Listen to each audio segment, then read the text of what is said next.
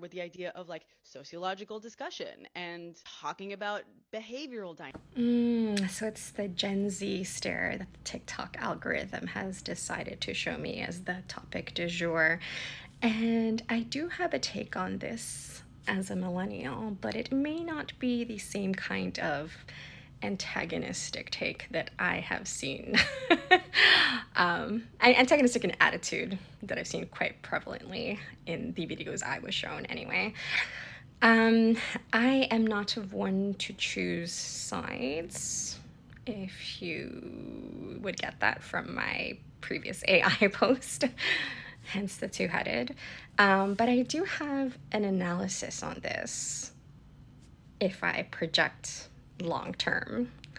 And I think this trajectory of looking or building, I guess, our social structure in this way has us from going cooked to fucking seared. I say this primarily because I feel like it's accelerating the destruction of community, getting all of our social interaction through social media. Um, we live in a post Thatcher, post Reagan world where the individual freedoms were lauded as like the peak thing or in which to structure like our social mores from. And in its wake, we've had things like, well, identity politics. But I am intersectionalist, by the way. Like, intersectionality is a thing, very valid. But, you know, I feel like it also can be very divisive. It can be wielded to be very divisive. And then, of course, because this is a capitalist society, in that peak, we have things like fandom and branded identities and branded specific types of consumers. And all of this, especially funneled through social media, like this is why social media became so profitable, was into being able to categorize these identities and then sell more effectively to us. And the creator of this post did point out how social media is a very passive way of like getting your social interaction, if you can even call it an interaction, because it is so passive. There are two involved, but you're just receiving. The flow is just going this way. You're just intaking what I'm saying. I can try to, you know, fish for responses in the comments, but most people just scroll past.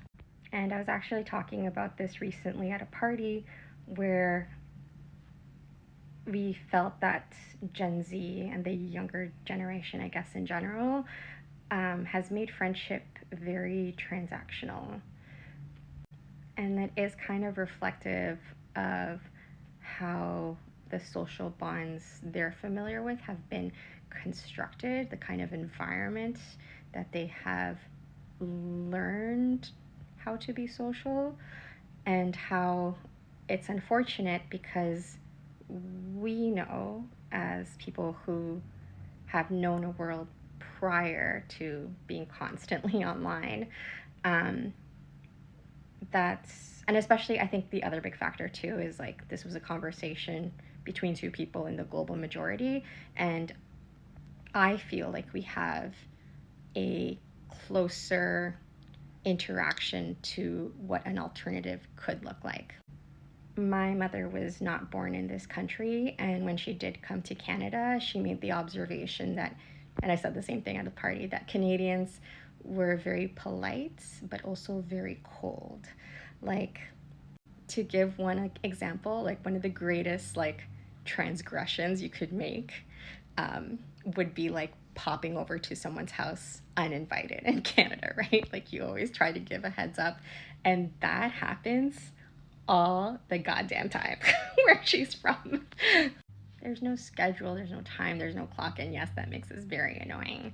Um, but we're also somewhat more controlled by our emotions. And I think what we said at the party was how friendship does need to be founded on like reciprocal emotion, and not necessarily be like tit for tat transactional. And the problem is that when you see friendship as transactional, and this is going to make me sound like a huge hippie, you are not coming from a place of love. When you care for an individual, when you love them, you do things for them, you take care of them. And when you are doing that action in love, you are doing that without the expectation of expecting anything in return. Now you will if that love is mutual, because that individual also wants to take care of you in the exact same way.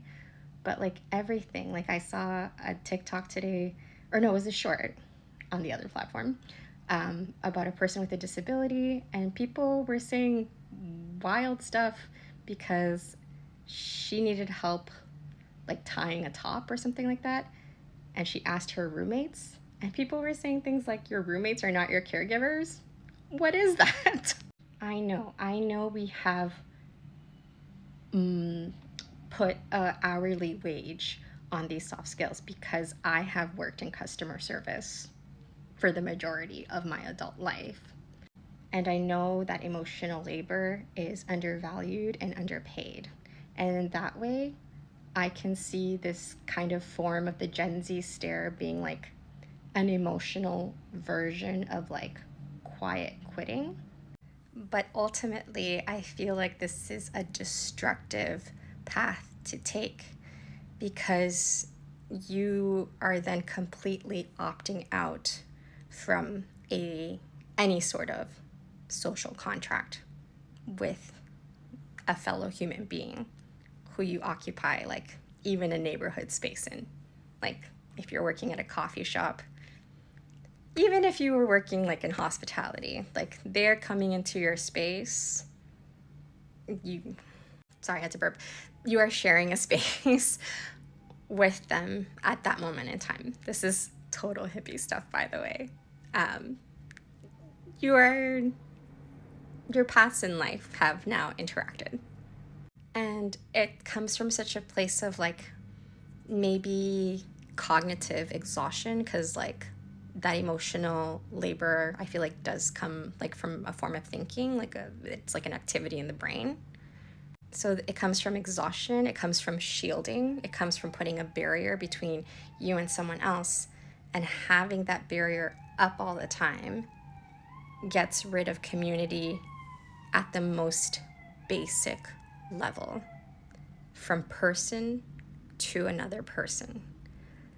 And that's how communities fall apart, when we can't even connect from one individual to the other. And that's why I say, if this trajectory continues, we're cooked. So if I can like assign a little friendship assignment today, maybe try talking to your neighbor, like if you've lived with them for a while, if you see them heading out the door, instead of just like doing a quiet like, hey, just like be like, hey, how's it going? Or even like doing like, I'm going to work. Where do you work? Maybe you guys can commute the same way. I don't know where like I tell you. Or even, doesn't have to be your neighbor, though ideally it would, because you literally share space spatially. You're in close proximity spatially. But even if you just like someone's vibe, compliment them. See some weird t-shirt that like you're in on, the awesome possum moment. Oh my god, that's such a millennial reference if we're talking about referential jokes. Oh my god, Louis C.K. Can I even bring him up anymore? Just like, you know, people have said, I love your hair color, like that. I wish I stayed more in that moment. Like, I wish I would strike up conversations. It's a hard thing to do, to try to aim for a genuine connection, but, you know, it's fun for both of you. Try to do it more often.